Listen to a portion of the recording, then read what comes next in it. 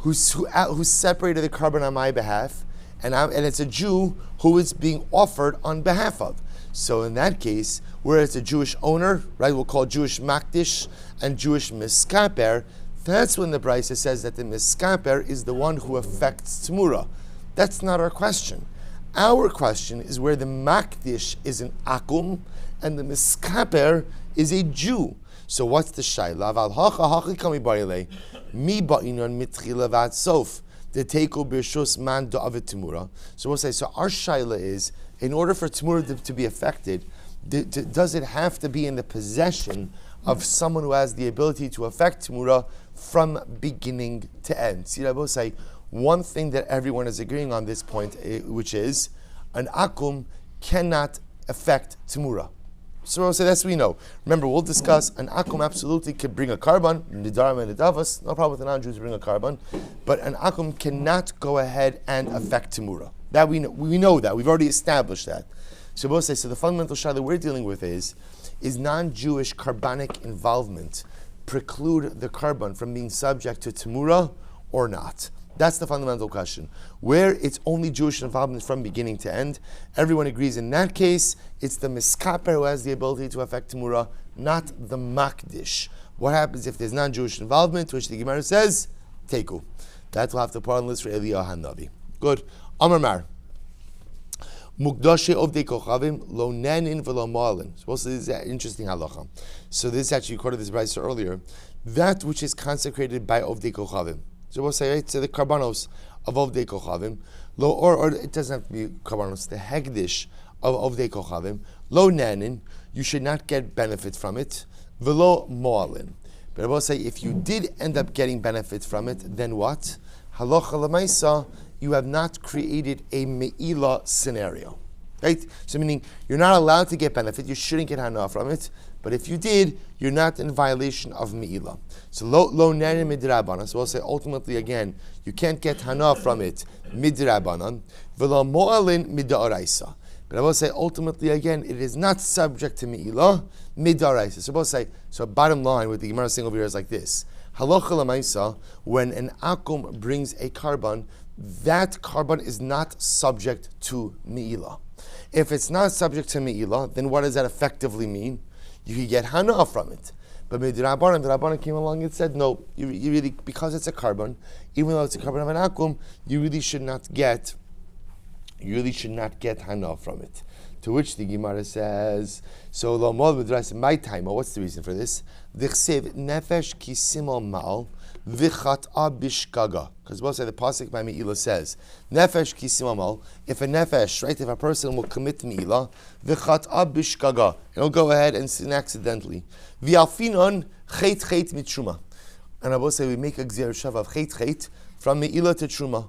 Ubetruma ksiv, and by truma it says, B'nei Yisrael v'la ovdei kochavim. Ultimately, again, I will say by truma it says B'nei Yisrael, that applies to Jews, and not to ovdei kochavim.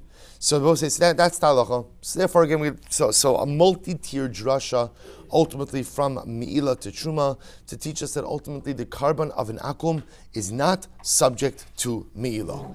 Vein chayavin alei mishum pigul, no sarvatame. And we'll listen to this furthermore. When it comes to the carbon of an akum, you are not chayiv because of pigul. We'll remember again, pigul means what? That if the Kohen, while doing the avoda, has some type of invalidating thought. I have in mind, the Kohen has in mind that he's going to eat the carbon in 3 days from now. No such thing as a carbon that has such a window of consumption. Or ultimately, no sar potentially leaves it over past the permitted window, and tameh, right, interacts with the carbon in a state of tumah. So ultimately, again, when it comes to the carbon of an akum, you're not chayav for these things as well. Why not? Tichsiv ba b'tumah daber al Aaron ve'el banav v'nazrei mikadshe b'nei Yisrael v'lo yichalu Hashem kadshi. So both say, so the pasuk says by tumah daber al Aaron, speak to Aaron and to his sons, and they shall be careful with the kachim of Bnei Yisrael, and they shall not profane my name. V'olif, no sar, chilul mituma. And ultimately, again, we learn out no sar from a gzir shav of chilul. By tuma Bnei Yisrael, v'lo yichalalu. By tuma it says Bnei Yisrael. That applies to Jews, not to akum. Uksiv gabi no sar, v'ochlav avono yisa, kes kodesh Hashem chilel. The Yalef Pigol, Avon Avon Vinosar. I learn out Pigol from a Gzir Shav Avon Avon Vinosar, Tichsev Gabi Pigol, Vanefesh Haocheles Mimeno Avona Tisa. Uksiv Gabi Nosar, Vaochlov Avono Yisar. We'll say Gzir Shava of Avono. Kies Kodesh Hashem Chila Vakulu. And we'll say in all of these situations, Pigol, Nosar, Tuma, Bnei Yisrael, We'll say ultimately in all of these situations, Torah explicitly speaks about the fact that it applies to Bnei Yisrael, and we learn out from that what? Bnei Yisrael and not Ovdei Kochavim. Good. Ve'ein osin Temurah, and I will say back to what we said before, the carbon of an akum cannot affect Temurah. Dichsiv lo yachlifenu v'lo yamir. We'll say the pasuk says, you shall not go ahead and swap it out by the carbon. V'lo yamir, you shall not affect Temurah. Uksiv bereish inyan daber el bnei Yisrael lemar. Ish kiyafli neder be'erkicha. So we'll say, listen to this. So therefore the Gemara says, and it says over here in the beginning of that section, daber el bnei Yisrael. Daber el bnei Yisrael. We'll say, right? Ultimately, again, daber el bnei Yisrael means it dafka applies to Jews and not to anyone else. Ish kiyah. So the Gemara's lishnachrina. Other possibility is venos and Temurah. They can't affect Temurah. Why not? My taima the iskish Temuras behema lemaiser behema. There is a comparison ultimately again between Temuras behema and maiser behema. Umaiser behema lemaiser dagon, and maiser behema both say the general maiser of grain. V'gabi maiser dagon ksiv ki es kol maaser b'nei Yisrael asher rimu la'Hashem b'nei Yisrael v'lo ovdei kocham. So both say, so bottom line in all of these situations, to kind of condense these drushes just a little bit, essentially because in each of these situations the Torah uses the lashon of b'nei Yisrael. So b'nei Yisrael teaches me that this dafka applies to Jews and not to ovdei kochavim. Beautiful. Says the Gemara, vein mevi alei nisachin aval karbon otor nisach de Rabbi Shmuel. So let's listen to this. So remember, the Mishnah then said an akum cannot bring nisachim. That was an interesting halacha. Under normal circumstances, a Jew can bring nisachim. So, for example, if I just want to bring wine libations, not a carbon. Normally, nisachim accompany a carbon. So let's say I don't want to bring the carbon, I just want to bring the wine. I want to bring the nisachim. I have the right to do that. The Mishnah indicates that an akum, if he brings a carbon, so it's obligated in nisachim, but he cannot bring stand-alone nisachim. So, from where do I know this? The Temurah Rabbanan, Ezrach, the pasuk says Ezrach by nisachim. Ezrach also means a resident. Ezrach may be nisachim, ve'ina ovi kochavim may be nisachim. An Ezrach, which refers to a Jew brings nisachim, but an akum does not bring nisachim. Yochol lo te'olaso tu'una nisachim. I would have thought that therefore alocha lamaisa, the ola of the akum does not require nisachim. Talmud lomar kacha. Therefore, also the pasuk says kacha. Kacha means this is how it is to be brought, which indicates to us what? That halacha lamaisa. No, the carbon of an akum does require nisachim. It's just that he can't bring standalone nisachim. Amar Rabbi Yossi. Roha ani bekulan lahachmir. I'm supposed to remember again. Rabbi Yossi said in the Mishnah, I think when it comes to the carbon of an akum, you should be machmir in all of these areas. Supposed to say, so what's his logic? And I'm supposed to remember again, that was Rabbi Yossi saying in the Mishnah, or excuse me, in the Brais, that ultimately, again, I think that essentially the carbon of the akum should be treated like the carbon of the Yisrael in all these different ways. So my timer. So what's the reason why Rabbi Yossi is machmir? Lashem ksiv bei, because ultimately, again, the pasuk says even by a carbon of an akum, Lashem, and I will say because it is Lashem, therefore Rabbi Yossi holds that the carbon of the akum should be treated really in the same way as the carbon of the Yisrael. When is that true? Because Shem is Beach. So we'll say the Gemara now is jumping back for just a moment. Medar Mur over here refers to when do we say that halacha l'maisa? When do we say that halacha l'maisa? That according to the first opinion, the carbon of the akum is treated more leniently. That's only where? That's only in Kadshe Mizbeach. However, Kadshe Bedek Habayis Mo'alin Bahen. But I will say if the akum goes ahead and is makdish something for Kadshe Bedek Habayis, for temple upkeep, which means monetary sanctity, not physical sanctity, then indeed it is subject to the halachos of Me'ilah. So we'll say this is really quite fascinating. What the Gemara now is suggesting as follows. According to the first opinion who holds that essentially the carbon of an akum is treated dramatically different than the carbon of a Yisrael. It's not subject to Me'ilah. It's not subject to Temurah. It's not subject to Nosar, to Pigol, to Tumah, all of those things. The Gemara now is qualifying that, only saying when. That's when the akum is makdish at kadshe mizbeach. He's makdish the animal ultimately as a carbon. So an akum's carbon will be dramatically different than a Yisrael's carbon for all the reasons we learned before. However, if the akum is makdish his carbon or his animal, not as kadshe mizbeach, but rather as what? Kadshe bedek habayis, kedushas damim, monetary financial sanctity. So what's the halacha? It is subject to Me'ilah. What's the reason for that? My taima, dechi gamrinon Me'ilah chet mitruma, dumya de truma de kadosh kedusha sagov. Because also remember again, how do we learn out of an akum is not subject to Me'ilah? Ultimately, again, from the Gzeir Shava of chet from truma. And just like by Truma it says B'nai Yisrael, so too by Me'ilah we apply it only to Jews, not to an akum. So, but in order for that Gzeir Shava to work, the carbon has to be like Truma. So the Gemara says, Ma Truma, the Truma the Kaddish Kedusha Saguf. Ultimately, again, Truma ultimately has, or we'll say, physical sanctity. However, Aval B'Kedushas Bedek Habayis, low, but if the akum is makdish his animal for bedek habayis, which is financial sanctity, then the gzeir shava doesn't apply, and therefore halacha l'maisa the animal would be subject to me'ilah. So a very interesting qualification. So even according to the first opinion who held that the carbon of an akum is dramatically different in that it is not subject to me'ilah, to tumah, to murah, all the different things we said, that's dafka with kiddusha sagov kadshe mizbeach.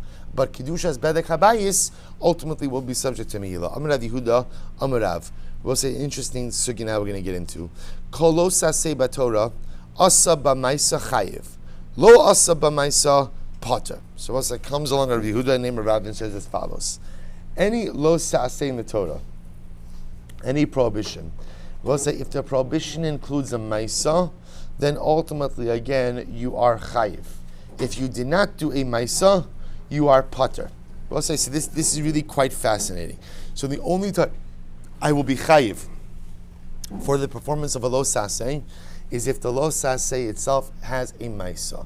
If I violate the lo saseh, but there's no maisa, I'm not chayiv for that. I will say, when we speak about chayiv, of course, in this context, we're referring to malchus, to lashes. So the Gemara says, uklalahu, is that true? The lav she'in ba maisa potter, is that true? That a lav that has no maisa, you will be potter from malchus on that. V'hari meimar. What about Temurah? Temurah is a perfect example. The lav she'in bo maisa. Who v'laki? We'll say Temurah is a lav she'in bo maisa. Why is it a lav she'in bo maisa? We'll say, how do you affect Temurah? How do you affect Temurah? With dibur, with speech. You right? You say this animal, I want to swap it out for that animal. I want to offer up this animal instead of the initial animal. So Temurah is a perfect example of a lav she'in bo maisa. It is a prohibition that has no physical action associated with it, and yet what? You are chayiv malchus. This nan lo shura lahamir. I will say, because as we learned in the Mishnah, obviously you're not permitted to do Temurah. Elashim heimer mumar. But if you did do Temurah, it works. V'sofeges harbaim, and you get malchus. So you see from here that you do get malchus for a lav she'in bo maisa, for a prohibition that does not have physical activity, a physical action. Amar l'charav hamani Rabbi Yehuda. Whose opinion does this reflect? None other than Rabbi Yehuda da Amar. Lav she'in bo maisa lokin alov. Rabbi Yehuda holds ultimately that what Rabbi say, a lav she'in bo maisa, a prohibition that does not have an associated maisa, ultimately you get malchus. So also, the Gemara is suggesting, that, okay, there is an opinion, Rabbi Yehuda. Rabbi Yehuda holds lav she'in bo maisa, you get malchus, but that's not the majority held opinion. Umi matzis mukmis l'masisik Rabbi Yehuda. Does that make sense that we would make the Mishnah like Rabbi Yehuda? Remember yesterday's daf? V'okim to the reisha. To look Rabbi Yehuda. Rabbi in yesterday's daf, we established that the first part of the Mishnah is not like Rabbi Yehuda. Why? Because what's in the first part of the Mishnah? Diktani hakol mamirin. Remember the Mishnah said everybody affects Temurah. Hakol la'asuye mai. Who does hakol come to include? So the Gemara says la'asuye yoresh. What did we say? the Hakol comes to include a Yoresh, ultimately an inheritor, that if the father dies and the son inherits his father's carbon, that the son has the ability to affect Temurah with the father's carbon. Deloki Rabbi Yehuda. And I both say that was like, so now what are you going to tell me? You're going to tell me that the Reisha is not like Rabbi Yehuda, but then the Seifa that says you get Malchus is like Rabbi Yehuda. We generally like to say Mishnah is like that. To which the Gemara says, yeah, that's actually the way it works. Hai Tana Savla Kavaste Bechada, the Lav Sheva Maisa Lokin I love. Upale Gale Bechada did Rabbi Yehuda Savar Yoresh Eno Somech, Yoresh Eno Meimer, Vitana Didan Savar Yoresh Somech V'Yoresh Meimer. Shabbos I said the Tana of our Mishnah. Actually, and this is we see this happen. Tana of our Mishnah holds like Rabbi Yehuda in one case and doesn't like Rabbi Yehuda in another case. He holds like Rabbi Yehuda, namely that what? That a lav she'enu bo maisa has malchus, and that's why again, even from Temurah, you will get malchus even though there is no maisa. But he doesn't hold like Rabbi Yehuda in that Rabbi Yehuda holds that a yoresh is not somich, doesn't do smicha. A yoresh doesn't do Temurah, but the Tana of our Mishnah holds that he does. I will say, so that's it. Tana of our Mishnah holds like Rabbi Yehuda in one case, does like Rabbi Yehuda in a different case. Okay. Amrav Idi bar Avin, Amrav Amru, Amrav Yitzchak, Amrav Yochanan, Rabbi Yosef Galili. Kol lo saseh Shabbatorah. Okay, so now we're going to continue on this discussion. Any lo saseh, any prohibition, right? Kol lo saseh Shabbatorah, asa b'maisa loke. If the lo saseh involves a maisa, you get malchus. So the lo asa b'maisa potter. But if you didn't do a maisa, you'll be potter. We'll say that's the klal. Chutz with the following exceptions. Minishba. If someone swears falsely, right, even though there is no ma'isa, you still get malchus for swearing falsely. Meimar, Temurah, right, if you perform Temurah, you get malchus. Mekhalel chaveiro b'shem, if you curse your friend using the name of HaKadosh Baruch Hu, right, even though there's no ma'isa, ultimately, again, you're going to get malchus. Afa pishlo asa ma'isa, chayev, even though also in all these cases, where you did not perform a ma'isa, you are still chayev. Mishur b'yosi Rabbi Chanina Amru, Av hamaktim Temurah lebikurim. So name Rabbi Yosef Rabbi Chanina said, even one who separates out Truma before Bikurim. So we'll discuss that case. That is corrupting the order. It's supposed to be separation of Bikurim first and then Truma afterwards. If you reverse the order, Rabbi Yossi holds that you're Chayiv Malchus. So let's analyze this. How do I know that if I swear falsely, even though that is a lav she'en b'maisa, I get malchus? I'm Rabbi Yochanan Shlomi Meir Amar Kilo Yenake Hashem Eis Asher Yisa Eshmo Lashav. So we'll say, what does the pasuk say? Hashem will not absolve he who takes God's name in vain. What do we learn from there? There's an incredible drasha. Beis din shalmala Amud Beis. Beis din shalmala in menakin also. So I will say, it's HaKadosh Baruch Hu when it's Beis din who do not forgive and absolve this transgression. Aval Beis din shalmata malkin also. The Beis din shalmata, I will say, can forgive the individual. How does Beis din go ahead and? How does Beis din shalmata forgive? Ultimately, again, the administering of malchus. Incredible. Amar Papa Abaye, ve'ema lo tehevi le'nikiyas klal. I don't say. Maybe the pasuk means that there is no absolution at all for such an individual. Lo Yinaki Hashem means there's no forgiveness in Beis din Shalmala or in Beis din Shalmata, to which the Gemara says, Amar le im kain lichtov kra lo Yinake v'lishtok. If that's the case, inachinami, let the pasuk just say lo Yinake. No absolution. Hashem lamali. Why is there the need to add in there lo Yinake Hashem? Beis din Shalmala hu de'im minakin also, about Beis din Shalmata malkin umankin also. Rabbi say to teach us that what is Beis din Shalmala that ultimately again cannot forgive or does not forgive, or really cannot absolve, but Beis din Shalmata it ministers malchus and ultimately again absolves the individual. Rabbi say, which is actually quite amazing because what this also teaches you something very important about the concept of onshin. In halacha, onshin are what's the right word? Not therapeutic. Rehabilitative. Thank you. Rehabilitative, right? Rehabilitative and restorative. that Rabbi say punishments generally are not punitive. Onshin in halacha are not punitive. There is the concept of knas, which is a penalty payment, which absolutely is punitive. But at the end of the day, in general, onshin are considered to be rehabilitated, meaning the goal of an onesh is kapara. Is atonement, not punitive. So I'll say, so again, and you see this over here, even in the lashon of lo yinake, meaning it's HaKadosh Baruch Hu can't cleanse you from this avera. Beis Din Shalmata can cleanse you. How do they cleanse you for your inappropriate shvuah, for taking God's name in vain? How do they cleanse you? Malchus. So I'll say, so it's interesting because actually lashes you would think is like really like, so you see almost like the paradigmatic example of like punitive punishment. But you see over here that even in halacha, the concept of malchus ultimately again is rehabilitative in nature. Really quite amazing. Ashkechan shvuas shav.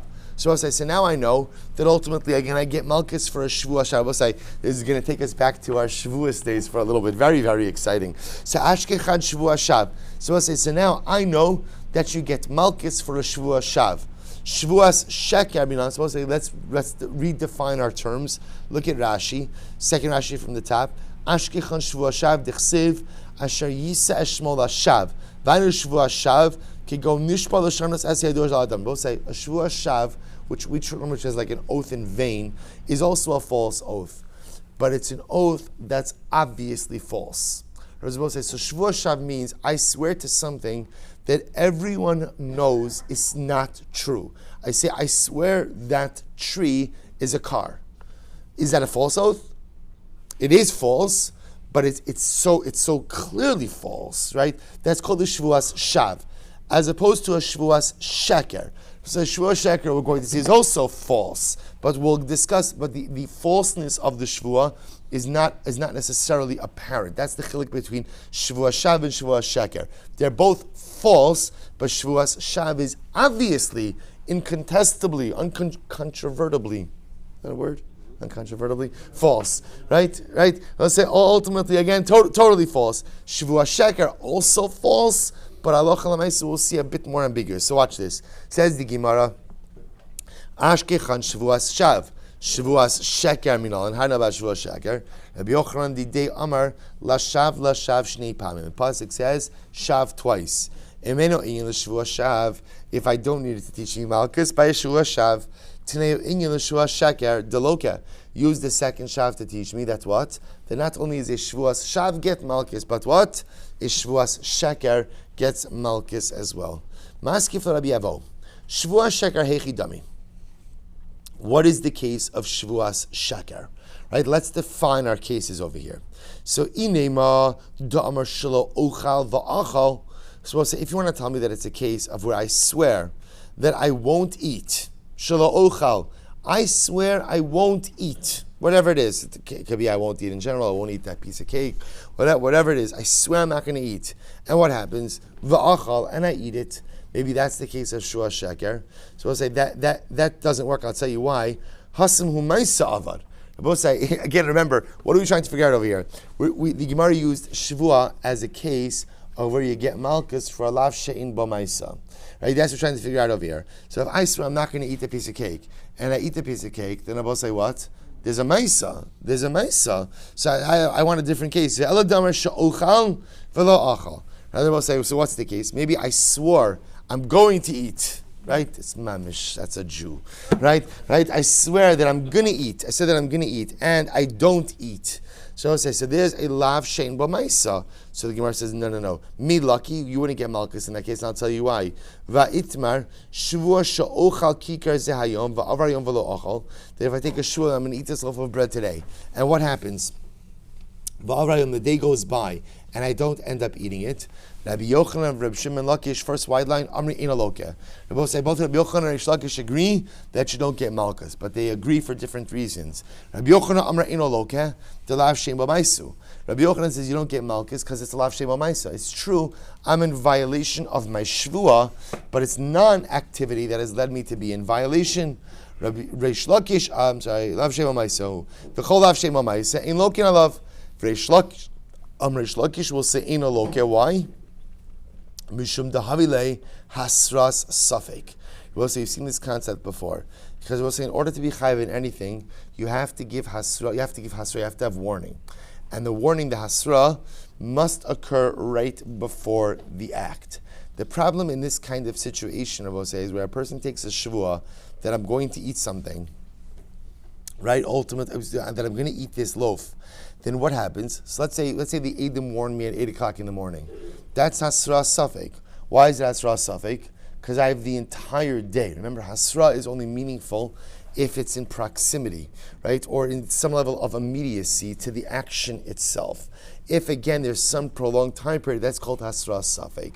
So, v'chol hasra safek eno logis. We'll say, Rabbi Yochanan and Shlogish both agree that you don't get malchus for this. They just disagree on the reason. So I'll say, so we're trying to figure out what is the case of shvuas sheker, where ultimately, again, I'm going to get malchus for alav she'in b'maisa.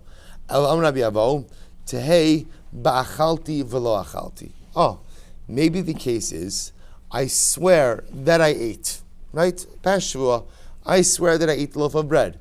And it turns out that's what? I didn't eat the loaf of bread. Okay. Umayshna. Look at Rashi just a moment. Tehei ba'achalti v'lo achalti. Kilomar, tehei shvuas sheker b'nishpa shelo achal v'achal. O she'achal v'lo achal. So we'll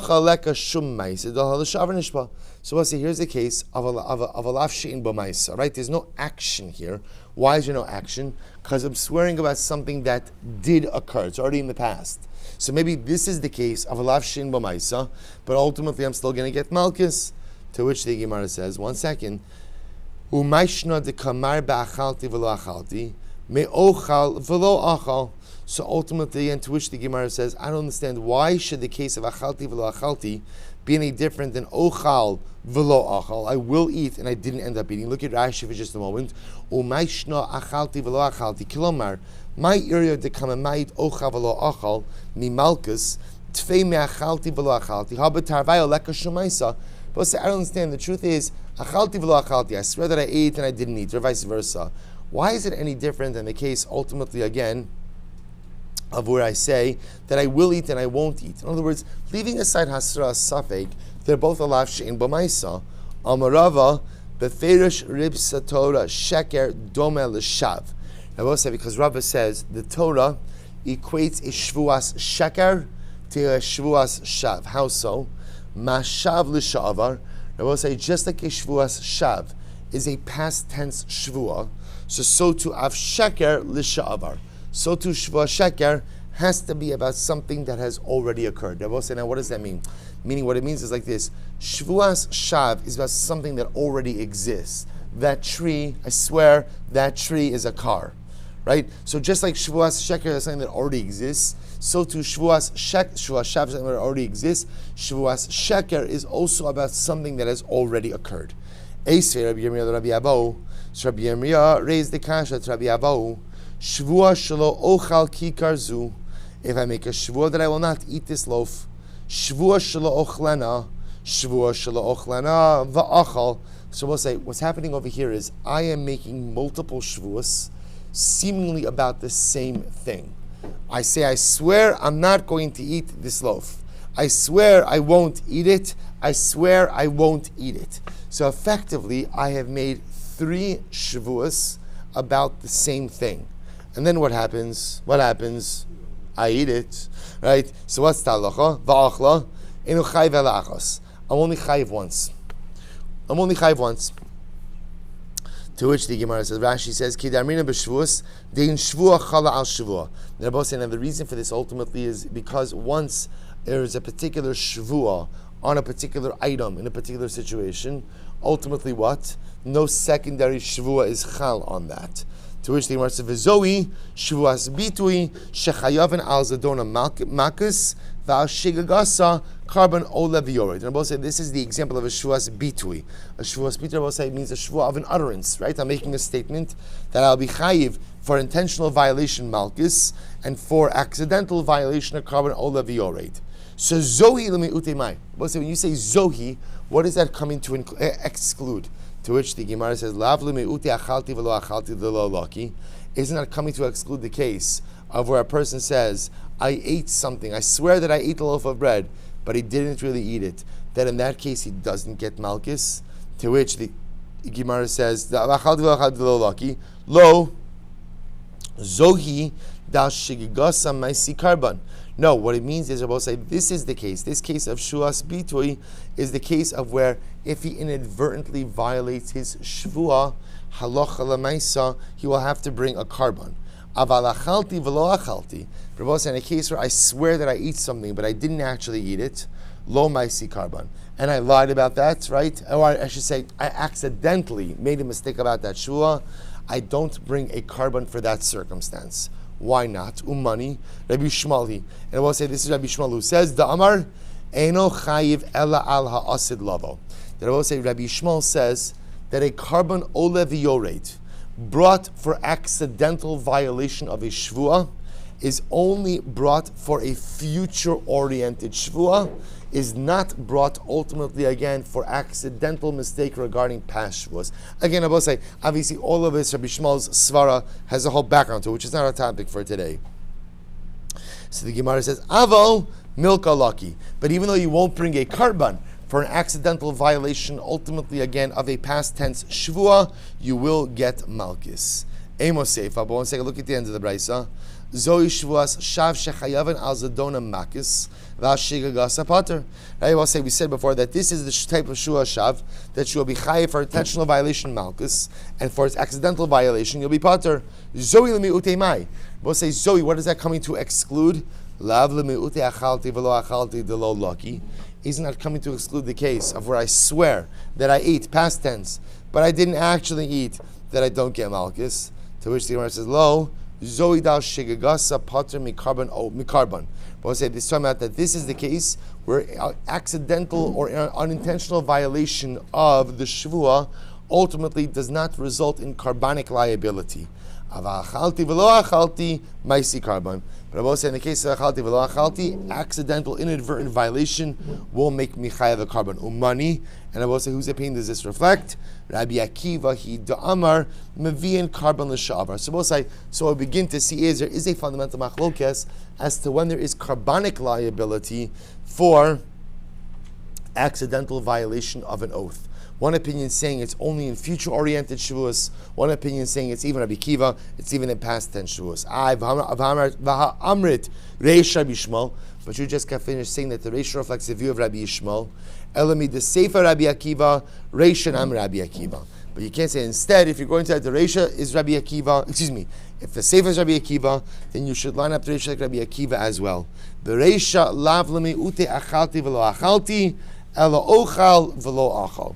And therefore the Reisha is not coming to exclude the case of a past tense shvua of achalti v'lo achalti, but rather it's coming to exclude the future-oriented case of ochal, I swear that I will eat, but I don't end up eating. Umay shna. And what's the difference? Mishum de kai belahaba, memait lahaba. Because we'll say ultimately again a case that is focused on future-oriented shavuos would seem to exclude, or would seem to be memait, a case of future-oriented shavuos. Kai belahaba memait l'shavar. But does it make sense to say that if the Reisha is talking about a situation of future-oriented shavuos, they would come to exclude or be memait a past tense shvua? And of course the answer to that is no. So we'll say, so bottom line, again, so we keep our train of thought over here, all of this is based on the brisa that we just said. In most circumstances, you do not get malchus for a lav she'in b'maisa. Right? You don't get malchus for a lav she'in b'maisa. The only time you get malchus is if you do something active, you do something actional. That's when there's malchus. Except for the exceptions, right? And then the brisa gives the list of exceptions. The first on the list was Shavua. So now we've established that both Shavuas Shav as well as Shavuas Sheker are subject to Malchus. What we waded into over here is the various shitos as to when there is Malchus for Shavua versus carbonic liability. That seems to be a much greater subject of machlokas between Rabbi Shmuel and Rabbi Akiva. But again, for our purposes, for the sugya, we've established that even though a shvua, false shvua, is a lav she'im b'maisa, you still get malchus. Next, umeimar, Both say Temurah is another example of a lav shein b'maisa, yet you still get malchus. Amr Rabbi Yochanan Latana lo tisni meimar mishum debedibura asa maisis. Both is very interesting. Rabbi Yochanan says to the Tana, take Temurah out of the list. Take Temurah out of the list. Right? Temurah is not a lav shein b'maisa. Why is it not a lav shein b'maisa? Because we'll say Rabbi Yochanan posits that through his dibur, right, through your speech, you have affected action. So this is actually quite interesting. If you look at Rashi, in the third of the wide lines down, debedibura asamaisa sha'osa michulin kachim. Since through my speech, I transform something from chulin to kachim, that's called a maisa. So this is actually quite fascinating. Rabbi Yochanan posits, Temurah is not a lav shein b'maisa. My dibur affects maisa, and therefore remove it from the list. Okay? Next, we'll see just one more line. Hamakalas chaveiro b'shem. Actually, we'll stop over here. We'll pick up Emirat Hashem at the 2 dots. Shkoyach.